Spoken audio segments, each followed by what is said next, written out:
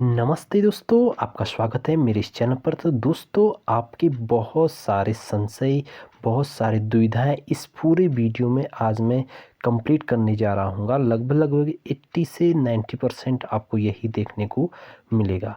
दोस्तों, इसमें मैं आपको बताऊँगा कि सबसे पहली जो दुविधा ये है कि क्या इस भर्ती में सिर्फ पैटिशनर अलाउड होंगे या फिर सिर्फ जो सभी आवेदक अलाउड होंगे, ये और कितने परसेंटेज इनकी चांसेस हैं। दूसरे की सिक्स्थ काउंसलिंग कब तक होगी और दूसरे की नई भर्ती कब तक होगी, तो ये सारी जानकारी आज मैं आपको बहुत डिटेल्स में इस वीडियो को लेकर आया हूँ। तो पूरी वीडियो को अवश्य देखना। आई होप कि आपकी बहुत सारी दुविधा इस वीडियो से पूरी हो जाएगी। लेकिन दोस्तों, एक मेरा आपसे निवेदन है कि अगर चैनल पर पहली बार आए होंगे तो प्लीज़ चैनल को लाइक सब्सक्राइब अवश्य करना। और मैं भी ये भी बताऊंगा कि आने वाले कितनी पोस्टें यहाँ पर हैं अगली भर्ती में और कितने का गुणांक उसमें बनने के चांसेस है, कितने गुणांक पर आपकी संभावना बनी रह सकती है। तो दोस्तों, आप बिल्कुल सटीक चैनल पर आए हैं, सटीक वीडियो पर आए हैं। तो दोस्तों, इस वीडियो को स्टार्ट करते हैं। तो दोस्तों, पहले एक बहुत बड़ा आपको पता है कि 5 मार्च को एक बहुत बड़ी हेयरिंग हुई थी। टीपी जो विश्वनाथ जी लेकर गए थे सुप्रीम कोर्ट, जहां पर ये 19 तारीख को ऑर्डर आया सुप्रीम कोर्ट का कि इनको भर्ती में शामिल किया जाए। उसमें क्या लिखा है पहले इसको एक बार ठीक देते हैं और मेन पॉइंट को देखते हैं। उससे आपका एक संशय दूर होगा, पैटिशनर और सभी लोग क्या इसमें अप्लाई कर सकते हैं या नहीं। तो सबसे बड़ा पॉइंट है दोस्तों ना इसमें, जो पैटिशनर और आवेदकों को सही जानकारी देता है कि इसमें कौन शामिल होंगे। और सोर्स भी बताऊंगा अभी मैं कि इसमें क्या चल रहा है। इसमें कहते हैं बहुत सारी तो पता है आपको, ऊपर अगर नहीं पढ़ा होगा तो आप मेरे टेलीग्राम चैनल पर जा कर के देख सकते हैं। वहाँ पर मैंने पूरा हिंदी में भी पूरा ऑर्डर सेंड किया हुआ है और आपके इंग्लिश में भी सेंड किया हुआ है। टेलीग्राम चैनल मेरे आपके चैनल के प्रोफाइल पर मिल जाएगा। तो उस पर इससे पढ़ते हैं। इसलिए हम राज्य सरकार को निर्देश देते हैं कि 10 दिसंबर 2024 के स्पष्टीकरण के अनुसार आवेदकों के दावे पर विचार करें और यदि आवेदक पात्र पाए जाते हैं तो उन्हें कानून के अनुसार नियुक्त करें। ऐसा आज से 3 महीने की अवधि के भीतर किया जाएगा। तो क्या समझे आप, कुछ भी छोड़ दो, यानी कि कुछ भी पीछे जो लिखा है यहाँ पर मेन पॉइंट देखो। आवेदक कौन होते हैं? जो किसी भी भर्ती में अपना फॉर्म फिल करते हैं उन्हें आवेदक कहा जाता है। अब कौन क्या, अब हो सकता है कि एक वकील बोले कि 300 आवेदक थे, 600 आवेदक थे, 700 आवेदक थे। उसने मेंशन वो कितना भी बोले, लेकिन जो सुप्रीम कोर्ट है उसने स्पष्ट क्लियर किया है कि आवेदक जो भी थे उनको इस भर्ती में मौका मिलना चाहिए। अब थोड़ा बहुत गवर्नमेंट क्या, थोड़ा बहुत है, गवर्नमेंट अपने आप में बहुत बड़ी चीज़ है। अब पूरा तंत्र ही गवर्नमेंट चला रही है। तो क्या होगा कि जो गवर्नमेंट है वो क्या करती है, इस पर मैं परसेंटेज हिसाब से बता रहा हूँ। गवर्नमेंट पूरा चाहेगी, यानी कि आपके 80%, 80 नहीं भी करते हो तो 60 से 70% आपके चांसेस हैं कि वो सबको मौका देगी। जितने लोगों ने भी फॉर्म फिल किया हुआ था वो आपको सभी को ही मौका देगी जिन्होंने इस भर्ती के लिए फॉर्म अप्लाई किया हुआ था। अब इसकी वजह क्या है दोस्तों, प्लीज़ ये वीडियो थोड़ी सी लंबी बनेगी ना, लेकिन संशय आपका बहुत सारा इसमें दूर हो जाएगा। हम पूरी डिटेल्स में बताने हैं। सिक्स्थ काउंसलिंग कब तक होगी, नई भर्ती कब तक आ सकती है, कितनी भर्तियां उस पर हो सकती है और कितने का गुणांक यहाँ पर आप सेफ जोन पर मान के चले। तो दोस्तों, मैं बता रहा था कि क्यों वो सभी आवेदक, क्योंकि दोस्तों जब अपना जो सुप्रीम कोर्ट ने आवेदक स्पष्ट शब्द बोला है तो कोई भी आवेदक अगर नहीं लेती आवेदक को तो कोई भी आवेदक फिर से कोर्ट चले जाएगा और वो स्पष्ट बोलेगा कि हम भी इस भर्ती के आवेदक थे और हमें क्यों नहीं लिया जा रहा है।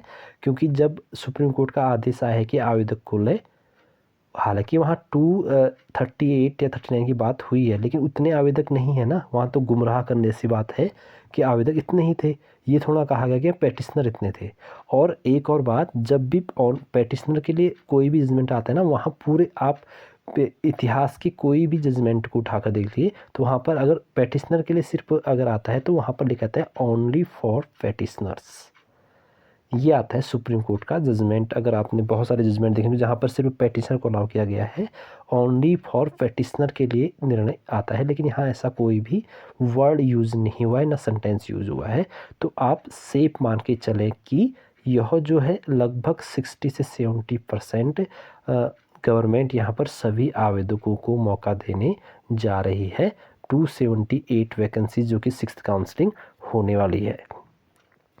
तो अब गवर्नमेंट क्यों, ये मैंने 60-70% पूरा 100% किया, क्योंकि हो सकता है कि गवर्नमेंट के पास जो पीछे का डाटा बचा हुआ था वो हो ना, और गवर्नमेंट मतलब अपने हिसाब से लगभग 30% आपके चांसेस हैं कि जितने भी पेटिशनर थे, चाहे वो हाई कोर्ट में थे चाहे सुप्रीम कोर्ट थे, सब पेटिशनर लगभग, अभी पेटिशनर की संख्या बताता हूँ मैं, टोटल कितनी होगी, 500-600 के बीच में पेटिशनर्स होंगे, चाहे हाई कोर्ट से मिलाएं चाहे सुप्रीम कोर्ट से मिलाएं।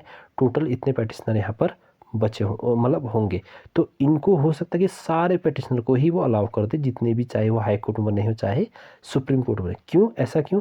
क्योंकि जो भी पेटिशनर वहाँ बनता है वहाँ पर उसे अपने सारे बायोडाटा मतलब जितने डॉक्यूमेंट्स होते हैं, NIOS टेट के, टेट के, हाई स्कूल के, इंटर के, सारे कुछ लगाने होती हैं। तो गवर्नमेंट के लिए बहुत आसान हो जाएगा वहाँ से क्या निकालना, डाटा निकालना। डाटा निकालेगी और उनको मेरिट बेस पर दे देगी मौका। ये चीज़ हो गई।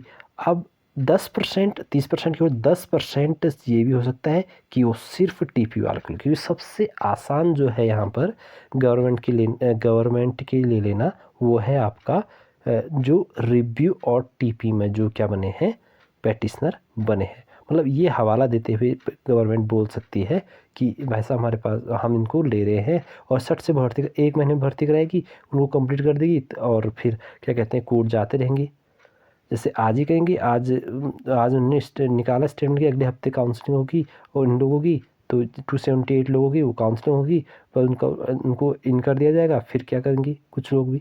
तो ये भी हो सकता है, मतलब सबसे आसान यही है जो, और रिव्यू और TP के पेटिशनर को लिया जा सकता है गवर्नमेंट के, 10% चांस है, ज़्यादा नहीं।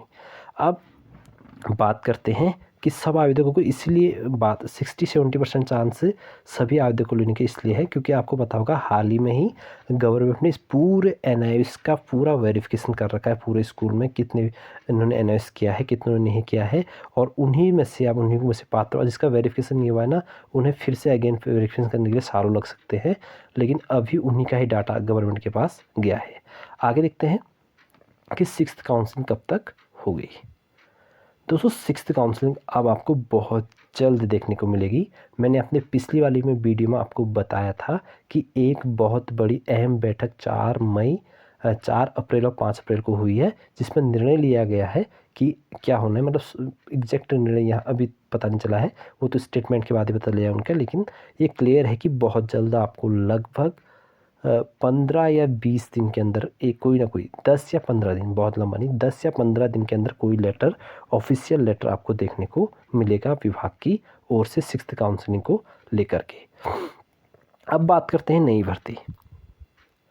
नई भर्ती आपको आगे के 2 मंथ्स, क्योंकि डाइट DLED, अब डाइट DLED को खुद गवर्नमेंट कराती है, उनको DLED वही कराती है, और वो उनका साफ साफ कहना है कि जैसा डाइट DLED का DLED पूरा होगा, कंप्लीट होगा, तो आपको तुरंत नौकरी दी जाएगी। तो उनका पूरा हो चुका है 3 महीने पहले, तो मैं यहाँ से कम मान के चलता हूँ 2 से 3 महीने, यानी कि कौन सा महीना है, अप्रैल मई जून जुलाई से पहले आपको नई भर्ती देखने को मिलेगी।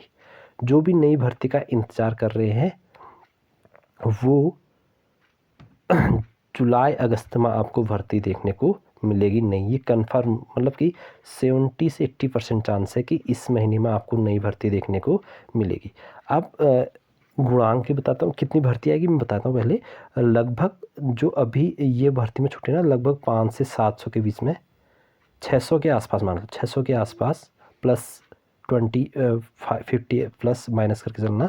600 पोस्ट तो इसकी बची हुई है और लगभग 1200 पोस्ट, लगभग मतलब 2000 के आसपास, 2000 के आसपास आपको नई भर्ती देखने को मिलेगी। इसमें +100 प्लस माइनस 100 करके चलना, यानी कि 1800 भी आ सकती है, 2100 भी आ सकती है। तो इतने पोस्टें यहाँ पर आने को देखने को मिलेगी आप।